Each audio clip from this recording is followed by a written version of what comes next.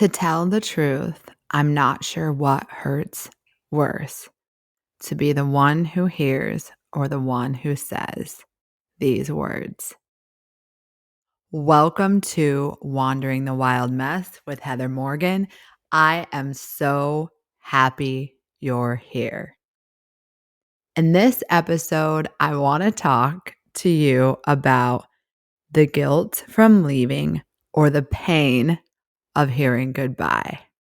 I feel like many of us have been on both sides of that coin, or at least on one or the other.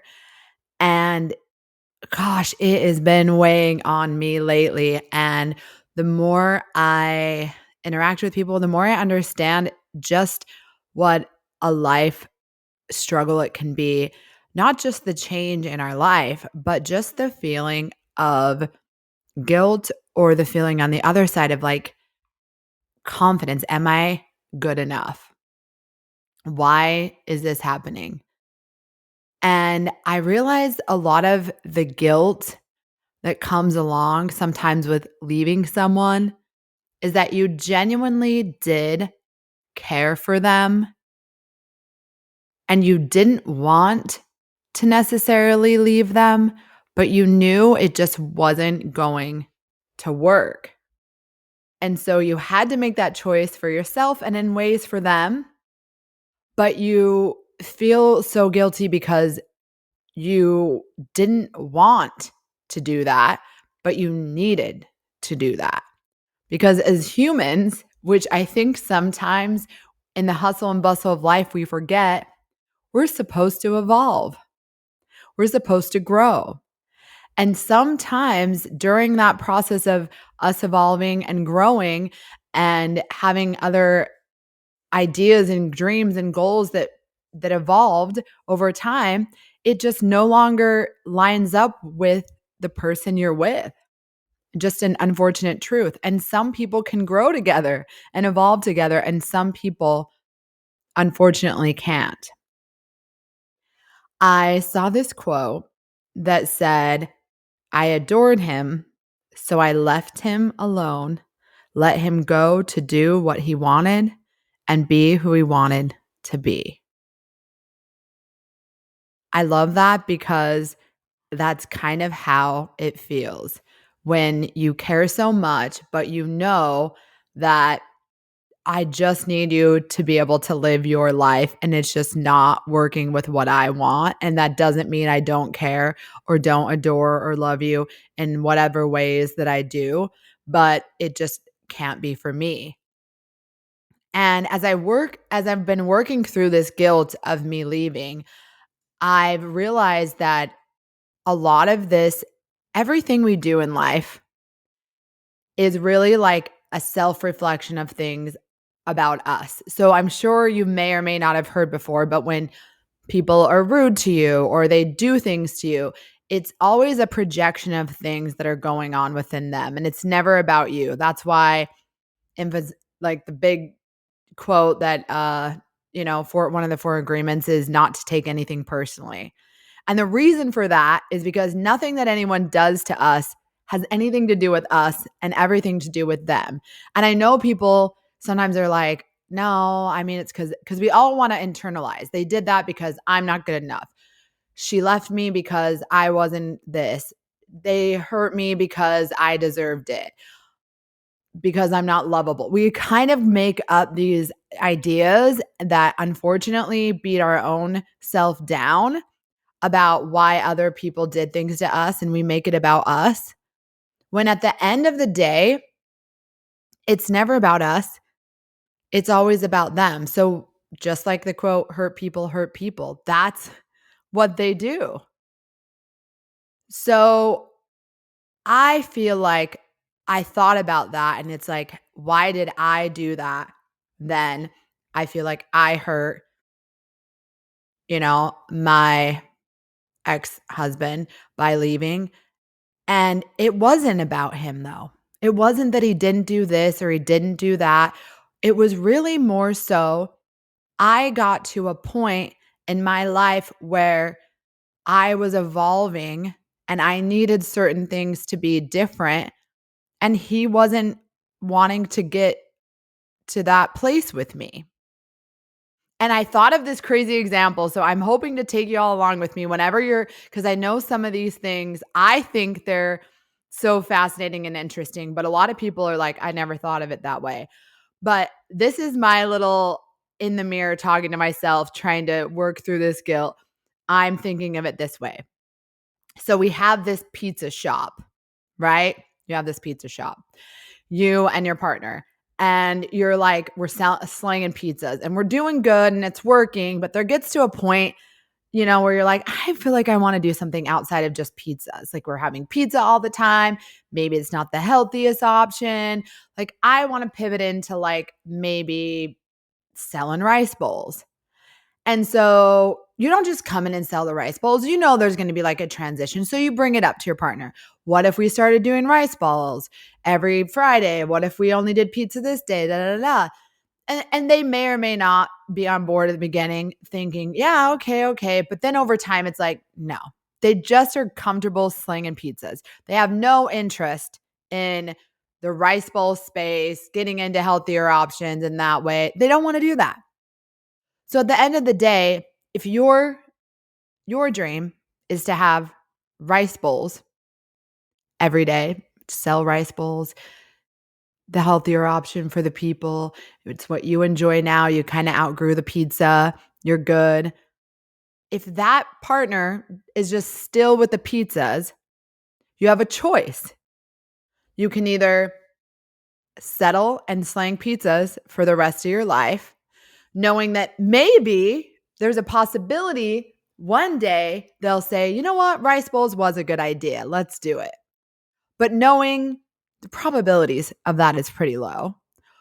Or you could say, you know what, I don't really want to do pizzas anymore. So I might have to end this partnership so I can go sell rice bowls. And whatever you choose, you're making a choice. And it's not about them. It's not about them. You picked that partner to sell pizzas with, and that's what you intended to do. But in no calculated manner did you know that within 10 years you would be done with pizza and be ready to focus on rice bowls more. You didn't know. And it's not their fault they still want to sell pizza. You're not mad. You just don't want to do that anymore. And so you choose, compromise what you want for them, or they compromise what they want for you, because you both don't want rice bowls. And I know this sounds like, now that I'm saying it, you guys are probably like, this is like the weird, but think about that. So me leaving was never, oh, you're just a horrible business partner and everything about you is awful and whatever. It's like, we're just not aiming for the same goals anymore. Every time a pizza gets slanged, I'm just like, it's not exciting me. This is not the life I want anymore. And here we are. Oh, of course. Sorry. My lovely pup is deciding to dig into his bed right now. So that's a good sound. But yeah. So sidetracked, but here we are. So that's what I would say, is that I made that decision about me and my change and my growth, and it was not about them. And I think when we can see that when something with someone doesn't work out, it's not about you. If someone leaves you, it's about what they need. It's just not aligning. It's not because you're not good enough. It's just you need to find someone that wants to sell pizzas with you. Literally. I mean, I'm trying to put this as simplistic as possible, but these are the kind of thoughts that I'm going through right now in this whole, I need to let go of the guilt of feeling like I let someone down. But then I also want people, when I'm talking to people and they're telling me that they're not feeling like they're getting chosen when someone leaves them. And this could sometimes be people that they're like go on 3 dates with. And then someone will be like, "I don't know, no one ever chooses me." But it's like I I don't know. It's not about choosing you specifically. It's more like, do we both wanna sell pizzas? Do we both want it? Like, there's a lot of things that go into it that are less about you as a person being attractive, kind, good, whatever, and more like, do we just align on the things that make sense for the life that we want to have? And so I would kind of challenge you if you're in one of those places where you're either like me and you're feeling guilty because you feel like you should have just chosen that person instead of yourself. At the end of the day, I think you just kind of always have to choose yourself. And I've talked about that a lot, even if it hurts someone else. And I totally believe in marriages that can last a long time. My grandparents celebrated their 48th year anniversary on the day my grandmother passed away. She held out until their 48th year anniversary, which was absolutely beautiful. And it gives me hope. And the second time around can be just as beautiful and lengthy. But I think you come in knowing what you need to kind of know to make it work with someone. I think so many times we just kind of don't really think about the things that will make us happy in life. And we get so in a rush to just feel picked, to feel the void. And I don't know. I think at the end of the day, if you're just back in this cycle again where you're feeling trying to fill a void, trying to understand why you weren't picked, like if you continue in that cycle, it's never going to feel good. One thing that I would say while I'm on this little, I don't know, tangent of rice bowls and pizza is that something that has kind of helped me a lot is the art of detachment. And I'm sharing this because I don't know if a lot of you have thought about this, but it makes life so much easier when you're just not attached to any outcome. You're all right with whatever happens regardless because it's all external stuff. And of course, nobody wants to be left. Nobody wants to be hurt. Nobody wants things to happen in their life that are out of their control, but it just does. And when we realize that it's A, out of our control, and B, just is what it is, it's just such a simpler place to be. And that's really what I'm trying to promote, I guess, right now when you're wandering that mess, because I feel like even when you're hiking up the mountain and it starts to rain and it's muddy and you're slipping, it's like you didn't plan for that. You don't want that, but here we are. And you're just still going to do what you said you were going to do, regardless of your external circumstances. You're not going to stop and say, never mind, and turn back around just because something unexpected happened. Just like life, you can't predict the weather, you can't predict things that happen in your day to day. And that's the key piece I feel like needs to be understood to feel more freed. Is for you to just understand. And I will tie it into a little bit of my mess that I realized that that's why after my divorce, you've heard the stories. I was a bit all over the place with just having a really great time and meeting a lot of people. And I think the best part of all those interactions and meeting all the people is because I had zero expectations of them, of where it was going, of what it should be. I wasn't getting attached to any kind of outcome. I was just truly enjoying every experience and what it gave me. I have gotten to do so many amazing things that I never would have if I tried to make things bigger or more relevant than they needed to be. I think when you just can be fun and just go with the flow, life just falls into place much easier. And we get sometimes so wrapped up in the external accolades of what we need to do and be and how we need to appear that sometimes it kind of like muddies that water for us.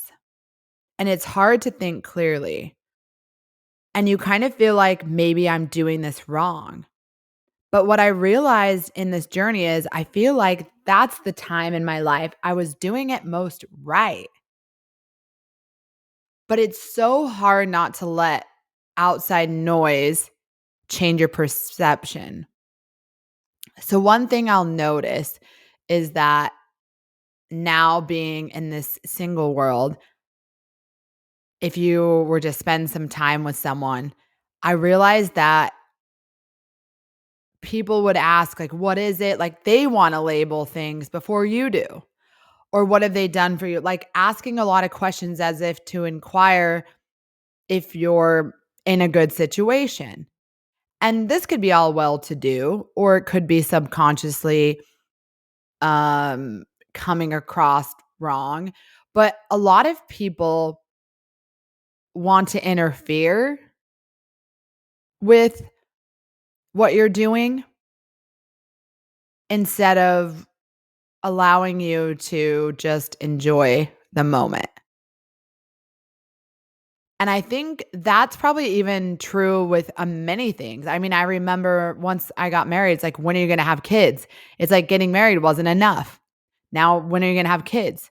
When are you going to buy a bigger house? When are you going to, all the things like you felt like, or your next house, you felt like there was like this checklist. Like, okay, you can have a starter home, then you need this home, then you need kids, then you need, all of these things. And I think people ask partially for conversation, but partially because that's the expectation, especially in Utah.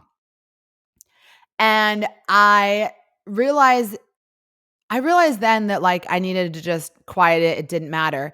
But even more so now, I've had to just realize that other people's, again, it's back to projecting. When people are often coming at you with certain questions or agendas, it's really not about you. They're not trying to make you feel bad or you do that. Or maybe they are, but if they are, it's because they feel bad. Again, no one that's happy is doing that. So you just kind of have to give them grace and just be confident enough in your own answer and your own self to just be like, all right, well, I'm going to be good answering this either way. And regardless of their interaction, I'm not going to internalize any of it because it's not about me. That's been an ongoing challenge for me and probably one of the biggest lessons I've learned in just meeting new people and having a whole new life in a whole new place with a ton of different personalities that I never knew before. And I know not everyone has that. Like some people have their constant friends, but I think the other thing about that, and I'm just so very blessed with literally the absolute best friends ever back home. And I will be going to see them soon again. And I cannot wait but I had weeded out a number of friends prior to who I have left now. And I mean weed them out, not meaning that they were bad people, but again, they were on board with the pizzas of the world, and I was ready for the rice bowls. So we were just not meshing anymore. And what I'll tell you that not just in relationships, but within friendships, sometimes we stay in those for a really long time, even though we don't wanna sell pizza anymore because it's just what we've always done.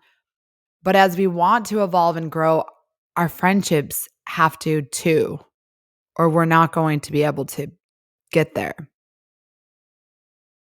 That in life, I think people don't give enough credit to realize that although it's great to have the same friends for a long time, and I have, there's only going to be so many of them that will grow and evolve at the same level as you.